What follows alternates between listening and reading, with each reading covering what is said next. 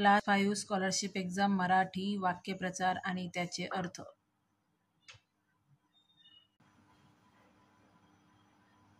प्रत्येक वाक्यप्रचाराच्या योग्य अर्थाच्या पर्याय क्रमांकाचे वर्तुळ रंगवा. डोक्याला हात लावून बसणे म्हणजे डोके दुखणे, पश्चाताप होणे, विचारात पडणे की डोक्याला त्रास देणे, विचारात पडणे.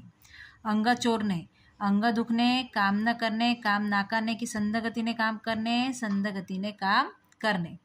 पाय मोकळे करणे म्हणजे पाय लांबून बसणे, उभे राहणे, फिरायला जाणे की भटकणे, फिरायला जाणे. दर गगनाला भिडणे म्हणजे खूप स्वस्त होणे, उंच उंच जाणे की खूप मोठे होणे की खूप महाग होणे, खूप महाग होणे. घाम फुटणे म्हणजे अतिश्रम करणे, काम करून थकणे, दुःखी होणे की खूप घाबरणे, खूप घाबरणे. कांगावा करणे म्हणजे आदळ आपट करणे की गोंधळून जाणे की खरे बोलण्याचा आव आणणे की खोटे बोलणे, खरे बोलण्याचा आव आणणे. प्रत्येक अर्थ व्यक्त करणारे योग्य वाक्यप्रचार निवडून त्याच्या पर्याय क्रमांकाचे वर्तुळ रंगवा. कायमचे निघून जाणे, तोंड फिरवणे, पाणी सोडणे, काळे करणे की धूम ठोकणे, काळे करणे. चीड व्यक्त करणे, अंगावर शेकणे, डोळे वटारणे की दात धरणे की दात ओठ खाणे, दात ओठ खाणे म्हणजे चीड व्यक्त करणे. मदत करणे, हात टेकणे, हात झटकणे, हात वर करणे की हात देणे, हात देणे. हात देणे म्हणजे मदत करणे.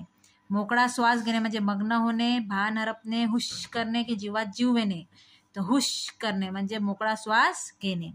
कीर्ती मिळवणे, चीज होणे की नाव मिळवणे की शोभा होणे की गगनाला भिडणे, नाव मिळवणे म्हणजे कीर्ती मिळवणे.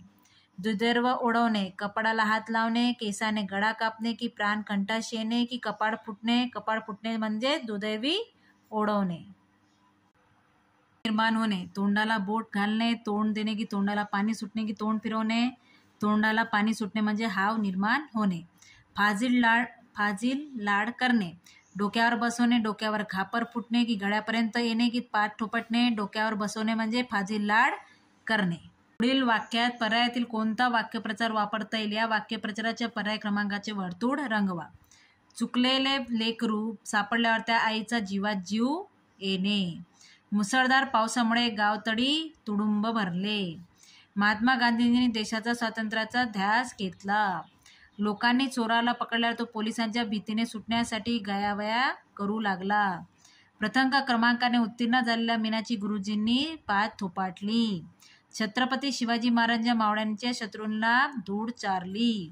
आकृतीत आपल्याला वाक्यप्रचारातील चौथे अक्षर कोणते? का. कोणते अक्षर आहे? का.